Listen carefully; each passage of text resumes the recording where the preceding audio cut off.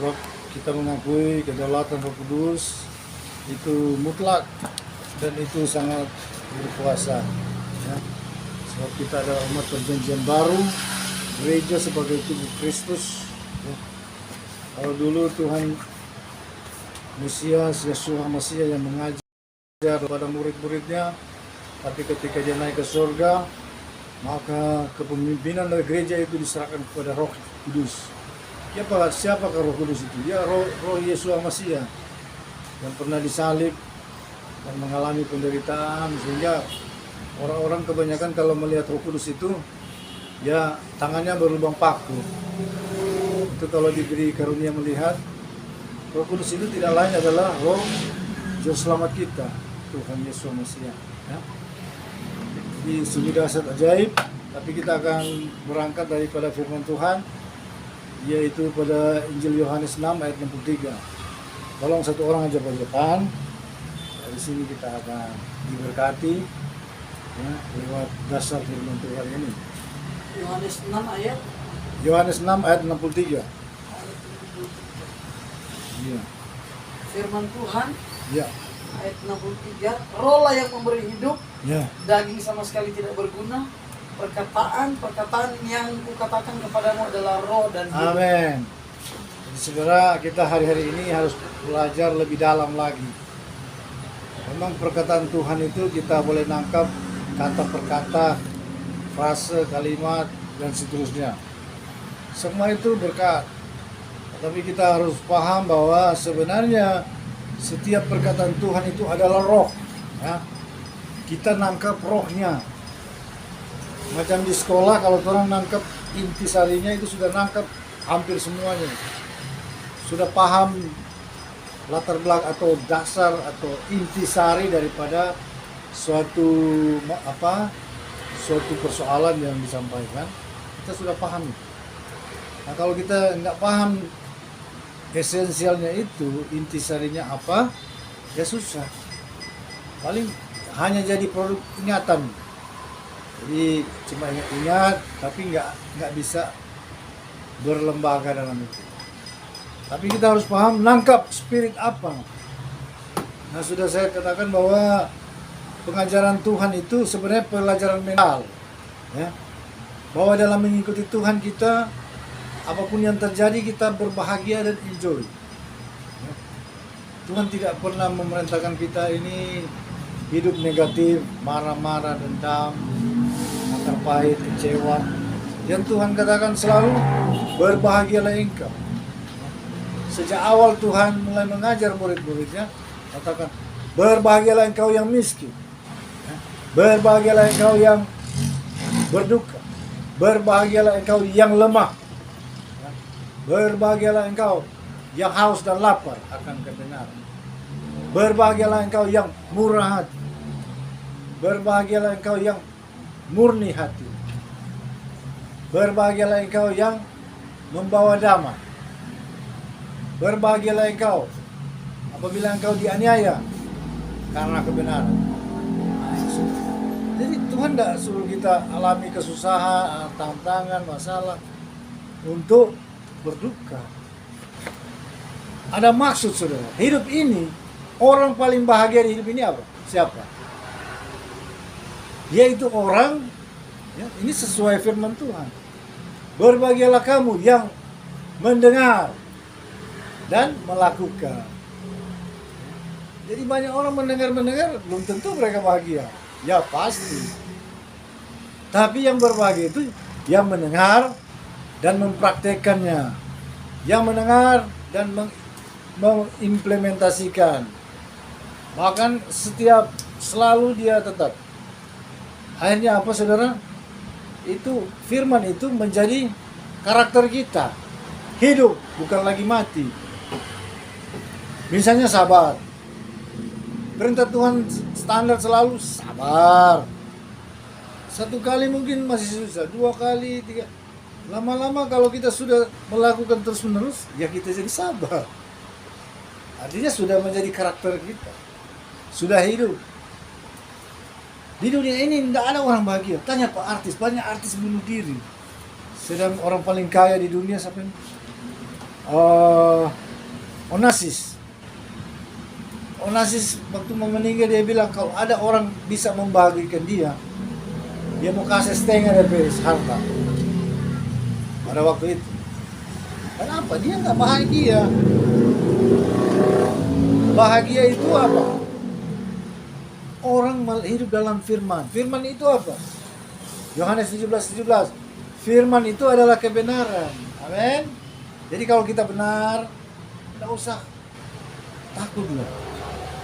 Kita tidak berbuat kesalahan. Kita bahagia, saudara. Ya? Jadi bahagia itu sebenarnya di alam roh, alam jiwa, dan alam tubuh kita ini. Amin. Jadi saudara, di dunia ini orang paling berkuasa bukan presiden, bukan dia orang paling kaya, bukan. Yang paling berkuasa di dunia ini orang yang hidupnya sinkron dengan Tuhan. Pikirannya itu sinkron dengan Tuhan. Hatinya itu sinkron dengan Tuhan. Hah? Jiwanya itu sinkron dengan Tuhan. Ya. Orang itulah yang paling berkuasa. Karena kekuasaan di dunia ini itu semua mesti berdasar dari atas, dari Tuhan. Di dunia ini sesuatu yang melanggar kebenaran pasti hancur. Coba lihat di dunia hukum. Biar presiden kalau dia melanggar hukum tetap kena. Apalagi korupsi, ya. Biar korupsi kecil besar jatuh dia. Kenapa? Dia melanggar hukum, melanggar kebenaran, ya. Jadi saudara, yang paling enak di dunia ini kita hidup sinkron dengan Tuhan. Ya. Tuhan sudah perintahkan jangan membunuh, jangan berzina, jangan mencuri, jangan bersaksi dusta, jangan ada ilah lain, jangan menyebut nama Tuhan dengan sia-sia. Baru apa saudara? Hormati ayahmu, ibumu, ingat dan kuduskan hari Sabat. Ya. Begitu saudara. Kita laksanakan semua itu dengan baik, benar. Berarti saudara kita ini seharmonis dengan Tuhan. Coba sekarang orang fokus kebahagiaan, ya. Fokus kebahagiaan. Oke. Kebahagiaan itu apa? Bahwa kita apa yang kita perlukan cukupkan. Ya. Dan bahwa kita dalam keadaan aman. Dalam keadaan damai. Dalam keadaan yang baik. Itulah kebahagiaan.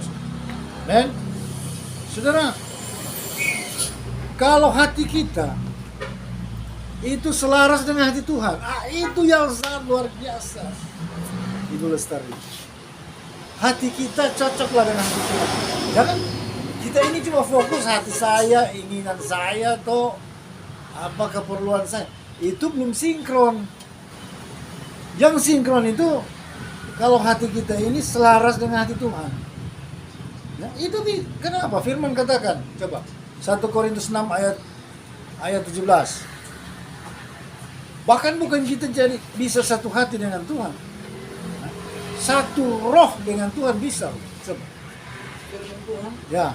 Tetapi siapa yang mengikatkan dirinya pada Tuhan? Siapa mengikatkan dirinya dengan Tuhan menjadi satu roh. Nah itu saudara. Ya. Jadi di dunia ini Anda ingin kekayaan, Anda ingin kebahagiaan, semua boleh. Tuhan tak larang loh. Orang berhasil, sukses, kaya, silakan, itu hak. Ya, karena Tuhan datang. Karena Tuhan berkata di dalam Yohanes 10 ayat 10 bahwa iblis datang hanya untuk mencuri, membunuh, dan membinasakan. Apa yang dia curi? Keselamatan, iman. Baru dia apa? Membunuh iman, membunuh damai sejahteramu. Baru dia mendatangkan kebinasaan. Ya. Iblis bekerja itu. Tapi Tuhan datang supaya kita hidup dalam segala limpahan. Ya. Lihat Abraham. Abraham itu dia pergi ke tanah Kanaan, semakin kaya dan semakin kaya, semakin luar biasa. Artinya Tuhan segala yang baik Tuhan perkenankan. Ya. Kita mau hidup sehat, bahagia, itu hak. Ya. Tapi jalannya ke situ kita harus tahu. Ya. Jadi kasih dalam Tuhan sehari-hari ini Sebenarnya kebenaran tertinggi itu adalah apa, saudara? Nama Tuhan. Karena ketika kita panggil nama Tuhan, ya, itu kita connect dengan Dia. Menjadi roh kita itu kok terkoneksi. Ya.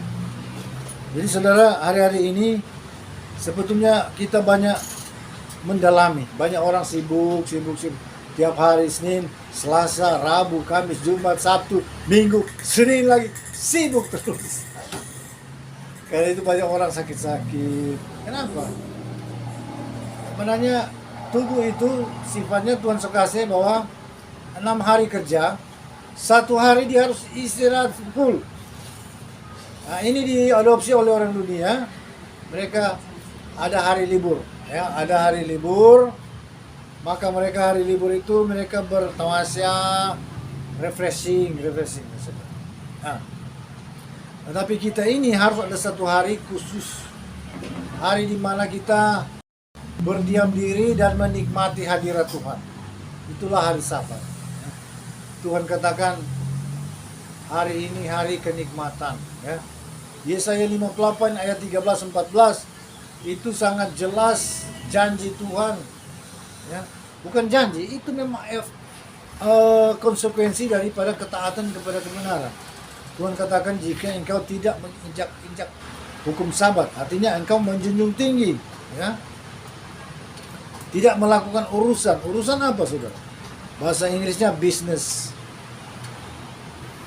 Tidak melakukan bisnis pada hari kudusmu, engkau menyebutkan Sabat sebagai kenikmatan. Engkau menghayati, engkau menyelami, engkau mengimani hari Sabat adalah hari kenikmatan, hari bebas stres, hari refreshing, hari meditasi, hari berdiam diri, hari beristirahat penuh.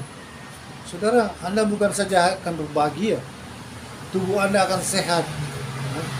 Karena ketika manusia itu bekerja aktivitas 6 hari, itu pola sejak anak-anak sudah kebiasaan. Kalau dia tidak istirahat, kemudian dia rugi. Ada organ-organ tubuh yang perlu regenerasi, perlu istirahat, perlu pemulihan. Itu tidak mengalami istirahat cukup. Siapa yang rugi, saudara? Anda. Jadi ya sekarang yang paling pokok, saudara, kita koneksi dengan Tuhan. Hati kita ini seirama dengan Tuhan. Ya. Jangan menghadapi atau menjalani hidup ini cuma fokus keinginan keperluan kita. Itu bagus juga, tapi tidak sangat bagus. Masih banyak kekurangan. Tapi kalau hidup kita ini selaras dengan Tuhan, pikiran kita satu dengan Tuhan, ya, itu luar biasa, saudara. Seorang manusia apabila dia selaras dengan Tuhan, ya, maka apa yang Tuhan punya, dia punya. Pasti orang ini ujung-ujungnya dia akan mendapat apa?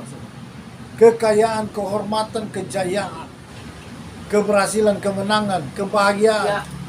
Ya? Ya. Itu pasti, saudara. Iya. Jadi di dunia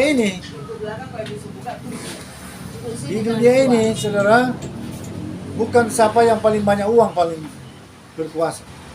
Di dunia ini yang paling berkuasa sebenarnya orang benar. Orangnya, jiwanya, rohnya selaras dengan Tuhan. Jadi apa yang menjadi pikiran Tuhan, itulah yang menjadi pikirannya. Maka dialah orang berkuasa dunia. Kenapa?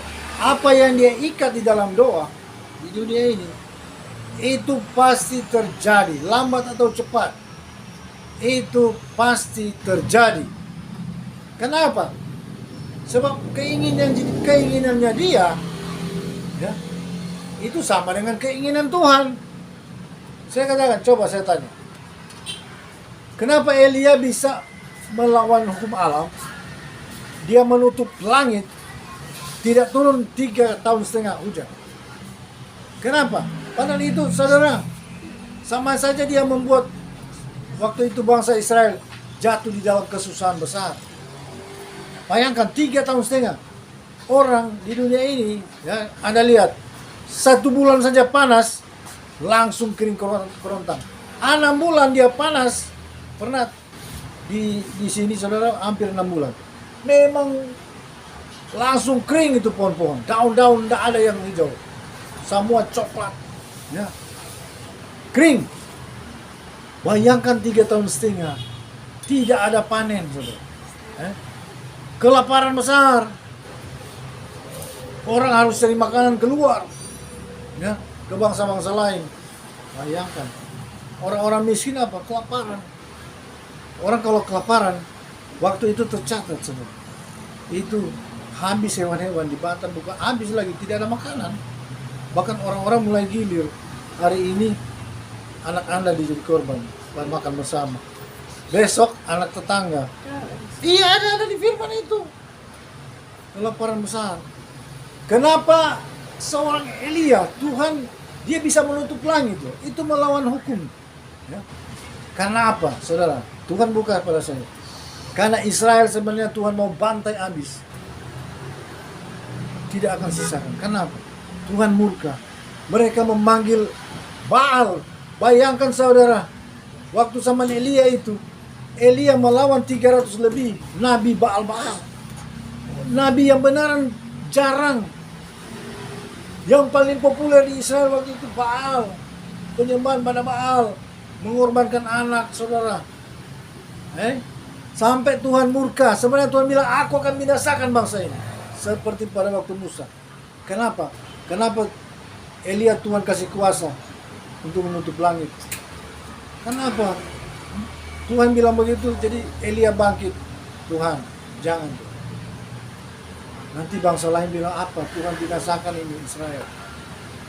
Dia bilang, lebih baik Tuhan kasih kuasa. Kita menghukum Israel. Saya akan tutup langit 3,5 tahun supaya mereka tersiksa dan mereka mulai memanggil Tuhan. Mereka bertobat. Itu Tuhan kasih. Jadi kenapa, saudara? Elia begitu besar kekuasaannya. Dia tutup langit, langit tertutup. Ya, 3,5 tahun. Dia buka langit, langit turun hujan. Selesai 3,5 tahun. Kenapa? Karena jiwanya, hatinya, pikirannya itu sinkron dengan Tuhan.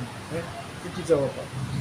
Sehingga mereka itu bukan cuma sekedar itu, ada hubungan timbal balik. Di dunia ini saya katakan 1000 tahun damai. Bukan lagi pimpinan-pimpinan politik atau pengusaha akan jadi pemerintah di dunia. Di 1000 tahun damai, para imam, orang-orang yang benar. Bukan imam-imam juga yang nggak tahu kebenaran. Banyak imam cuma tahu dia nama seremonial. Imam seremonial. Imam yang benar-benar hati dan jiwanya itu kebenaran, kesucian, kekudusan. Bukan cuma di pakaian ke imam. Imam itu dari jati dirinya, jiwanya. Itu sebenarnya yang perlu. Pakaian rohnya itu imam. Ya. Imam, saudara, orang-orang benar. Yang akan berkuasa di dunia ini orang-orang benar. Orang benar, satu kali berdoa itu lebih berkuasa daripada 1000 orang satu stadium yang tidak benar. Jadi saudara ingin apa di dunia ini? Anda ingin kuasa, itu boleh, itu hak kita. Anda ingin jadi kaya, itu hak. Tapi Anda harus tahu caranya. Ya, jadi saudara, banyak orang jadi kerdil karena berpikir hidup ini diukur dari cuma harta materi saja. Bisa saudara. Dunia ini dikuasai oleh orang-orang benar. Lambat atau cepat, orang benar itu dia akan muncul. Saudara, lihat orang benar seperti Daud. Sekali saya kasih contoh. Daud itu orang tidak terpandang, mungkin nggak sekolah, dia sekedar tahu baca tulis, ya. Orangnya terpencil, boleh kata istilah di sini udik lah, kuper dan lain sebagainya.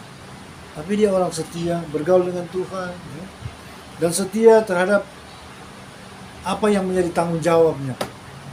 Saya lihat seorang setia seperti seorang benar, biarpun dia di pojok sana, boleh kata dia di ibarat istilahnya di comberan lah, Tapi kalau dia permata, ya, tetap Tuhan akan angkat dia. Dia menjadi superstar, kalah superstar. Jadi seorang raja yang ditakuti. Ya. Dia kalau musuh itu, kalau dengar Daud, gemetar, ya, takut. Karena dia reputasinya pembantai raksasa. Seorang Daud itu kalau ada tantangan, lebih berat tantangan itu lebih dia mau. Nah ini tipe-tipe orang benar. Kalau orang-orang dunia tantangan besar, ya dia ciut. Saudara, jadi begitu saudara, hari ini kejar itu. Ya, pengajaran tertinggi di dunia ini, milikilah hubungan roh dengan Tuhan. So, itu kebanyakan orang-orang seperti Elia, seperti Yohanes Pembaptis itu kayak Elia dia. Dia peroh Elia. Dia nggak bicara ke orang manis-manis, cari-cari muka. Oh iya bagus. Enggak, dia bilang, hei, kamu keturunan ular berludak, mau lari kemana? Hah? Oh nih, dia bilang gitu. Bertobat. Kalau tidak, dia bilang kapak sudah tersedia di bawah akar pohon yang tidak berbuah. Itu tuh orang benar. Orang benar dia enggak, ya, muka-muka manis, enggak.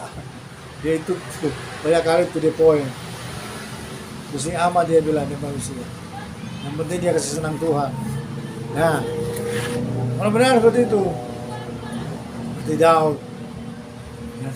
Daud itu seorang juga yang halus. Tapi kalau dia mau hadapi kejahatan, dia sangat tegas. Sangat tegas. Sangat berani. Tidak takut orang membela apa. Ya. Nah, begitu kasih Tuhan, hari-hari ini kejarlah itu yang lebih daripada uang, ya. Yaitu apa? Pergaulan dengan Tuhan. Orang rugi sekali hidup ini. Kalau orang ini cuma pakai orang pe hati ini. Hati ini lemah sekali. Gampang takut, gampang cemas, gampang bimbang, marah, macam-macam. Saudara, pakai hati Tuhan loh ini, pakai, ya.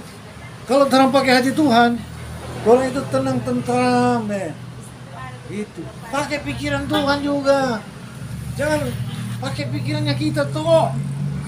Pikiran kita itu sia-sia, banyak yang salah kaprah, salah duga, salah sasaran. Pakai pikiran Kristus, ya. Filipi 2 ayat berapa itu? Coba. Filipi 2 ayat 5. Baca dulu. Saudara, ini pengajaran-pengajaran pamungkas akan keluar semua di akhir zaman. Pengajaran-pengajaran lama seringkali cuma di kulit. Orang diajar sebenarnya mental sekarang. Roh. Coba, Filipi 2 ayat 5. Nah. Hendaklah kamu dalam hidupmu ini menaruh pikiran dan perasaan. Menaruh kalau bahasa Inggris, put on, mengenakan kenakan sama dengan helm, pas. Perasaan terhadap yang terdapat juga dalam Kristus. Mengenakan apa tadi? Pikiran dan perasaan. Mengenakan pikiran dan perasaan Tuhan. Bodoh sekali kita ini kalau tidak bisa praktekkan itu, ya. Manusia kalau pakai cuma pikiran kita sia-sia. Hati kita yang fana ini lemah tak berdaya. Pakai pikiran Tuhan, sama dengan pakai baju gini loh. Nah, pakai pikiran Yesua, perasaan Yesua Masih. Rugi sekali begini, takut cemas. Kalau orang pikiran Tuhan, hati Tuhan, itu mantap sekali. Apapun dia tidak goyang. Orang bilang ini, orang dia lurus tepat sasaran. Saya cuma tidak mau bilang Tuhan sudah bilang apa, sudah bukakan mata saya. Tapi saya katakan saya sudah tahu apa yang mungkin saya tahu pasti. Tidak mungkin tidak, itu pasti terjadi. Ya, kenapa? Memang tidak gampang. Kalau mau ringkaskan kehidupan masa lalu saya belajar kebatinan banyak, belajar macam-macam itu kenyataan saya. segala macam ilmu kearifan saya belajar, filsafat belajar, agama ini, Hindu, Buddha, yoga, belajar semua. Saya mau cari kebenaran tertinggi. Tapi ternyata yang paling tinggi yang saya dapat hubungan itu dengan Tuhan. Jadi sewaktu dulu pelajaran-pelajaran meditasi, semedi dan lain-lain, buang semua itu. Sekarang saya hubungan dengan Tuhan aja. Saudara, kadang-kadang saya dengan Tuhan kalau hari libur memang satu hari full. Cuma istirahat kalau udah keramat kan sedikit masuk lagi. Jadi itu hubungan dengan Tuhan itu menjadi suatu apa ya? Saya terobsesi di situlah. Saya terobsesi dan saya memang luaskan itu. Saya biarkan itu jadi satu kebiasaan saya, satu hobi. Sehingga teman-teman bilang, ini mulai dari SMA. Dulu mereka kan panggil saya Pala. Panggil apa nama persahabatan. Pala, anak ini cuma bapak kurung anak di gudang. Kamu ini cuma bertapa terus. Coba ke pacaran-pacaran sedikit itu orang. Mau ke pantai apa? Nah, aduh, semua kita keluar. Kenapa saudara? Jadi kalau setiap hari kalau saya mau kalkulasi jam terbang saya dengan Tuhan, ya sebelum saya menikah, itu paling banyak dengan Tuhan. Itu. Sedang kita di rantau sana. Kalau ada waktu kita, itu hubungan dengan Tuhan. Baik kita tidur, posisi orang meditasi itu ada berapa macam. Bisa dia duduk bersila, bisa duduk, bisa tiduran. Tapi jangan tidur, dia hubungan. Dan itu sudah jadi kebiasaan. Hanya saya belum lestari cari kemarin sudah dilatih. Biar sudah tidur Pak, itu kadang-kadang kuat. Kadang-kadang orang pertahankan, tapi kadang-kadang nah, itu gaya hidup seperti itu. Artinya mengejar hubungan dengan Tuhan. Memang iblis seringkali halangi loh. Dia bikin capek, bikin lelah, bikin masalah sampai terhalang loh itu kebiasaan itu. Tanya sama teman kita itu Pak Soriton, ya. Kita satu angkatan. Dia saya tahu kalau sore habis belajar bikin PR, saya sudah mandi bikin PR, makan bikin PR sudah. Kira-kira jam 9 tidur. Jam 10 atau jam 11 ya udah bangun. Mulai. Nggak tidur, dia dulu bersila, nggak bersandar, nggak bersandar. Ini gaya hidup, dan saya tahu itu ada akibatnya, ada efek akan terjadi dahsyat sekali, ya. Jadi saya sampai pagi loh gini berhubungan dengan Tuhan. Itu di Lamongan di sekolah Alkitab itu, saya bisa rasakan itu kuasa Tuhan. Memang dahsyat sekali. Luar biasa. Saya bisa seperti orang bisa sentuh lah, bisa rasakan itu kuasa Tuhan. Memang sampai kita rasa-rasanya nggak sanggup loh, nggak bisa tahan. Dan itu pergaulan itu sangat dahsyat saya dapat waktu di sekolah itu. Bayangkan dosen-dosen kadang-kadang kalau saya mau tanya gelagapan dia bingung dia mau jawab, karena itu hikmat dahsyat luar biasa. Sedang hujan kasih berhenti, angin topan berhenti memang, ya. Banyak mujizat terjadi di sekolah. Orang-orang sakit diantar, kanker hati, kanker mata, semua dicabut, sembuh, macam-macam, semua banyak orang sakit bawa, semua tidak ada yang tidak sembuh, semua sembuh. Kenapa? Itu di situ kita dilatih oleh Roh Kudus, diajari untuk berhubungan dengan Tuhan. Sampai itu kuasa Tuhan bukan cuma cerita, ya. Itu dirasa loh, dirasa. Bagaimana hebat rasa itu kuasa. Tidak ada manusia bisa melawan.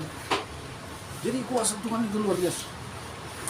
Saudara, ini saudara, bagi saya adalah harta yang besar. Saya dapat. Kenapa? Ini telah menjadi kebiasaan. Bagi saya, dari semua ilmu yang saya dapat, ilmu silat, ilmu kungfu, ilmu modern, jet kudo dan lain sebagainya, hipnotis, sihir, saya tidak belajar. Tahu sistemnya, tahu bagaimana. Tapi saya tidak tertarik. Saya tertarik bahwa yang ilmu paling hebat, kalau kita punya hubungan yang harmonis, yang mesra dengan Tuhan, hubungan yang karib, ya, itu hubungan satu roh, satu jiwa, ya, satu kesucian, kekudusan. Ya, itu yang luar biasa. Kamu suka cari harta yang sejati. Kita nggak cari harta, tapi satu-satu tahu harta itu datang sendiri. Karena Tuhan sudah bicara. Ya. Kenapa? Di dunia ini, yang memiliki dunia ini, yang memiliki kekayaan dunia, ya orang benar. Yang bukan cuma benar teorinya, tapi benar-benar dia punya suatu kedekatan dengan Tuhan. Seperti Daud, seperti Abraham, seperti Elia. Elia itu kira dia miskin. Ya. Dia itu nabi besar. Orang-orang datang sama dia bawa-bawa persembahan. Cuma dia kadang-kadang persembahan itu dia kasih aja ke bait suci sana. Dia tetap pilih hidup sederhana. Itu Elia. Yesus Hamasiah, kira dia tidak kaya, dia punya bendahara loh. Yudas juga itu, Susana itu bendahara raja. Kemana-mana dia pergi orang kasih persembahan. Orang kaya ya dia kasih emas. Satu biji emas begini berapa? Hah? Tapi dia pilih enggak manfaatkan itu kekayaan itu. Dia pilih hidup dia melayani. Jadi saudara pilih yang benar ya. Yang paling kita harus usahakan jangan itu orang ini kadang-kadang salah. Kenapa? Yang sering orang pakai itu pikiran kita toh. Padahal firman katakan pakai pikiran Kristus, kenakan itu. Ya. Bagaimana mau kenakan? Itu mesti ada hubungan terus ya. Coba orang kalau punya seorang teman, kita paham loh jalan pikirannya toh. Lama-lama tahu toh apa dia suka apa tidak suka toh. Gitu toh. Begitu dengan Tuhan. Kalau orang itu sudah bergaul, mulai tahu apa dia suka, apa yang dia suka. Jadi bukan jadi sama dengan umat biasa aja, cuma tahu di hurufnya saja A, B, C. Padahal dia tidak tahu maksudnya Tuhan apa. Yang paling hebat itu kalau kita misalnya dengan orang tua punya hubungan yang dekat. So tahu, tapi papa ini dia paling suka tuh begini. Yang dia paling suka ini, makanan kesukaannya apa? Apa yang dia mau? Apa bagaimana? Ya. Oh? Jadi kalau Bapa di surga itu kita punya hubungan seperti anak memang. Anak dengan orang tua. So itu terang berdoa, Bapa. Banyak orang juga panggil bapaknya nak mengerti itu. DP bapaknya bagaimana? Yang paling bagus itu kita panggil Bapa, atau orang itu mengerti, kenal sama dia. So pernah dengar DP suara. Kalau sungguh-sungguh pasti dengar. Kita seberapa kali Tuhan bicara langsung. Suara memang DP suara. Ada juga pernah dia bicara lewat orang yang dia pakai, kasih lihat surga, kasih lihat neraka. Waktu Tuhan berajar, tanya pada dia. Waktu Tuhan sedang bicara, Tuhan, apakah engkau berbeda dengan Tuhan Yesus Hamasiah? Dia bilang, akulah Yahweh, akulah Yeshua Hamasiah. Di situ saja langsung jelas, ya, bahwa Bapak Yahweh itu dialah yang menjadi Yeshua Hamasiah. Cocok dengan kitab Adam. Kitab Adam itu tulisan Henok. Henok itu turunan ke-6 dari Adam. Jadi kira-kira Adam berusia belum 100 tahun sudah dapat ini keturunan Henok. Jadi mereka sering ketemu, bergaul. Jadi dia pasti cerita semuanya. Nah, di situ di kitab Adam Tuhan telah berkata bahwa Tuhan akan menebus Adam dan kembali ke Taman Eden pada hari kelima ketika dia menjadi daging dari keturunan Adam. Dan itu disampaikan berulang-ulang. Saya heran kalau ada orang pendeta-pendeta mereka berkata bahwa Yesua ini pribadi yang lain. Sama. Itu ada keluar dari Bapa, dialah karakter Bapa yang menjadi daging. Ya. Jadi sebenarnya istilah anak itu istilah saja. Tapi sebenarnya di seluruh ayat-ayat firman meneguhkan bahwa Bapa dan Putra itu sebenarnya satu. Bukan tiga, satu. Ya. Satu pribadi. Kalau Roh Kudus ya roh, sama dengan orang ada roh. Dulu kalau saya belajar bagus-bagus itu ilmu telepati, itu roh bisa keluar. Orang ada begitu. Orang-orang di ESA sekarang jago loh begitu. Dia roh keluar. Manusia memang ada 3 aspek, roh, jiwa, dan tubuh. Begitu juga Tuhan. Tuhan kan ciptakan manusia menurut petanya dia, menurut pola. Ya. Jadi Tuhan itu ciptakan manusia sama dengan dia, model. Ya. Ada aspek roh, aspek jiwa yaitu kebenaran, firman adalah jiwa. Ya. Dan ada itu tubuh Tuhan itu, Ebe pernah lihat. Di sorga itu, tubuh Tuhan itu bertakhta di sorga. Nah, jadi kasih Tuhan, kesimpulannya, ya, miliki hubungan yang apapun. Dari dulu kita memang sebenarnya kita kan malu, takut. Tuhan itu orang rasa begitu lah. Kita mau cari persekutuan dengan Tuhan.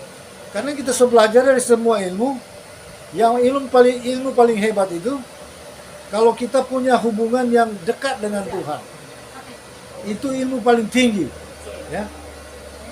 Karena otomatis apa yang Tuhan punya akan menjadi milik kita. Ya. Kekuasaannya Tuhan menjadi kekuasaannya kita. So itu orang benar hati-hati. So. Anda misalnya sakiti dia mungkin tidak balas. Tapi bye-bye itu kenapa? Itu ada efeknya. Karena orang benar itu seperti biji mata Tuhan. Siapa yang berbuat jahat pada biji mata Tuhan, ya sama dengan orang biji mata ini kok. Kalau ada apa-apa mengancam, bukan mata ini yang membalas. Tangan Tuhan akan bekerja. Begitulah orang-orang benar. Orang-orang seperti ini Elia itu dia tidak perlu belajar ilmu kungfu. Kenapa? Orang membuat jahat pada dia langsung balik pada dia. Katakanlah orang mau tembak, ya orang mau tembak tidak mau apa-apa dia. Justru orang yang membuat jahat itu yang celaka. Jadi saudara, inilah jawaban itu yang paling berharga. Ya. Punya hubungan dengan Tuhan. Bayangkan orang ini sering takut-takut, gelisah, cemas-cemas dan lain sebagainya. Kalau orang punya hati Tuhan, ya, hati Tuhan itu luar biasa. Pikirannya kita pikiran Tuhan. Ya, seperti Filipi berapa tadi? 2 ayat 5. Kita pakai pikiran Tuhan. Itu hak kita loh. Kita umat tebusan darahnya diberi hak. Jadi itu juga harus melatih diri kita. Jangan pakai pikiran kita Ya pikiran kita manusia sia-sia. Emosi kita, perasaan kita ya banyak salah. Ya, pakai pikiran Tuhan. Amin. Sehingga kalau kita mengerti kehendak Tuhan, kita akan lakukan. Ya. Sehingga Anda tidak khawatir masa depan lah. Ya. Tidak usah khawatir masa depan saya itu suram atau tidak jelas. Orang yang punya hubungan yang akrab mesra dengan Tuhan, memang saudara ada harga bayar. Tapi yang enak ya, bahwa masa depannya jelas gilang gemilang. Karena apa? Apa yang Tuhan punya, Tuhan punya. Jadi saudara minimal itulah. Untuk memahami di dunia ini tidak ada yang benar-benar kuat. Bukan orang yang kuat pergi gym itu yang hebat.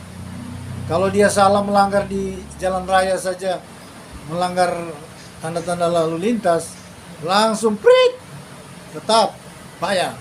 Ya. Kalau dia bikin merusak nama baik orang, bisa masuk penjara. Jadi di dunia ini bukan otot, ya. Tapi siapa yang paling benar, itulah yang akan berbagi, akan berhasil, akan menang, dan seterusnya. Ya. Bahkan dia akan menjadi pemerintah di dunia ini. Kan di 1000 tahun lama bukan politisi kayak Oli Dondo Kame mau jadi. Sudah tak pakai orang. Yang tak pakai itu orang-orang benar, ya. Imam-imam yang benar-benar, mereka lah yang akan memerintah di dunia ini. di dunia baru. 1000 tahun damai. Ya mungkin ini semua masuk ke situ. Berdoa aja supaya antikris tidak terjadi. Ya antikris bisa aja terjadi, bisa tidak. Yang menentukan ya Tuhan.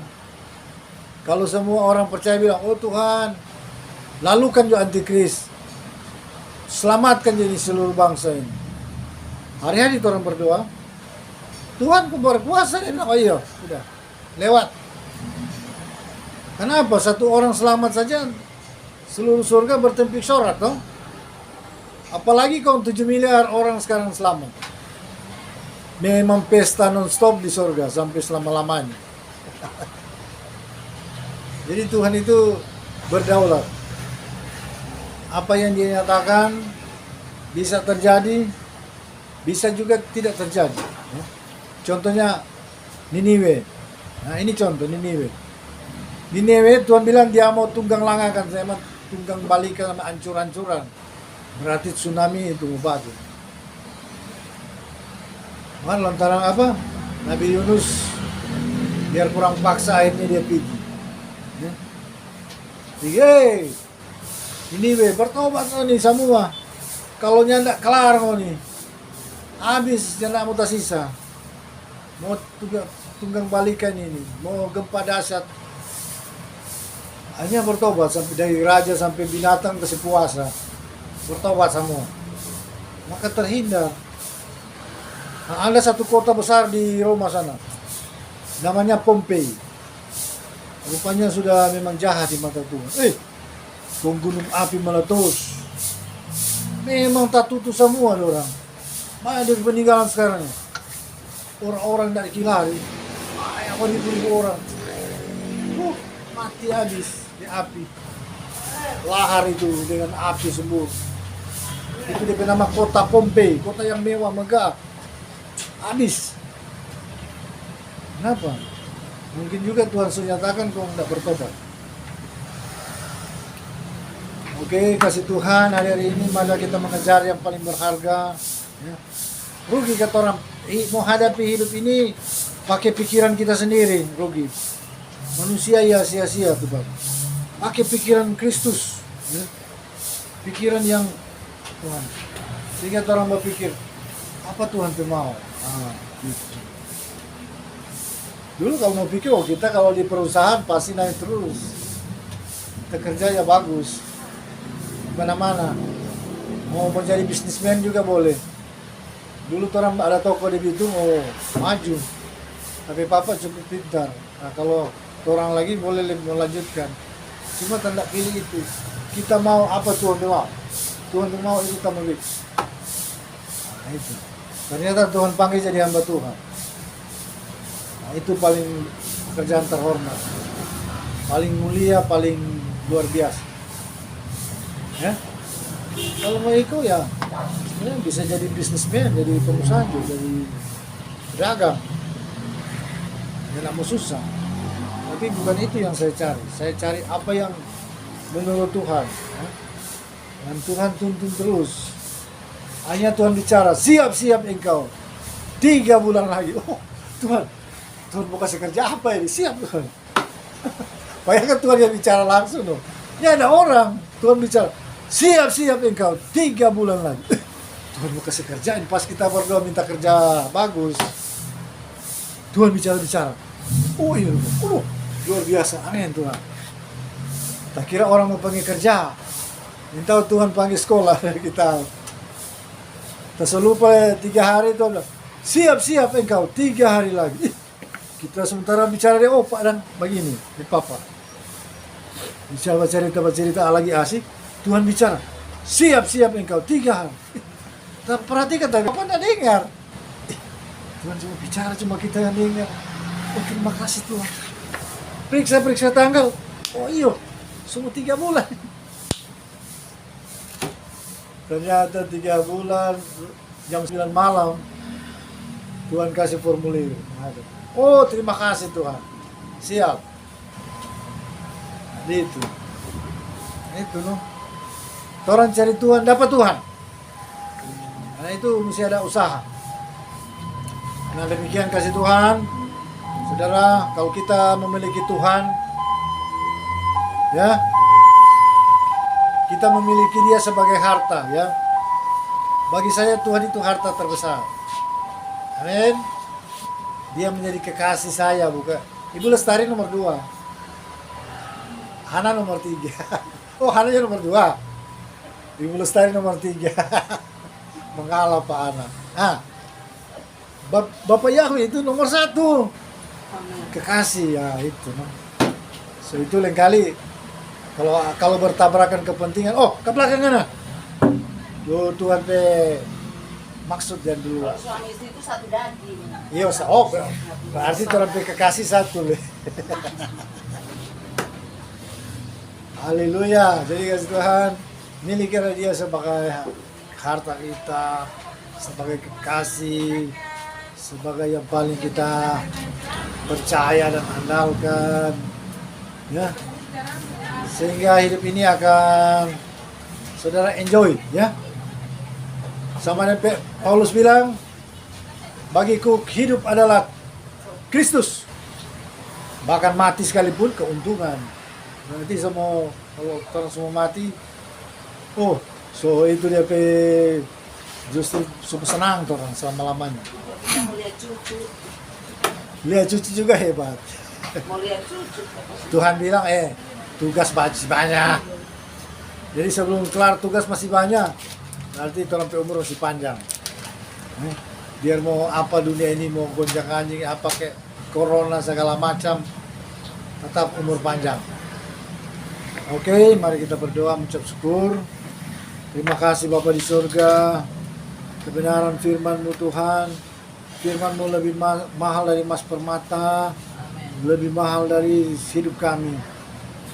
Firman-Mu adalah Engkau. Dan kami menerima firman-Mu. Biarlah firman-Mu termeterai dalam hidup kami. Bahkan firman itu hidup. Kami tinggal di dalam firman-Mu dan Engkau di dalam kami. Terima kasih Bapa. Firman-Mu yang sudah menjadi bagian hidup kami. Kami siap masuk dalam penyembahan dan doa. Kami membawa semua pergumulan kami. Kami percaya ketika kami datang ke hadirat-Mu, ada jawaban, ada mujizat. Bagi yang sakit ada kesembuhan. Bagi yang lemah dikuatkan. Bagi yang miskin bahkan Tuhan beri kecukupan dan kelimpahan. Bagi yang tertutup jalan, Tuhan buka jalan. Apapun masalah hidup kami, umat-Mu dan hamba-Mu, kami percaya ada jawaban. Ada terobosan baru terjadi. Ada mujizat yang luar biasa. Terima kasih Bapa. Meteraikan firman-Mu demi nama Yeshua HaMashiach, Tuhan Juru Selamat kami yang hidup. Haleluya. Amin. Kita akan menyembah Tuhan. Ku akan bawa apapun juga.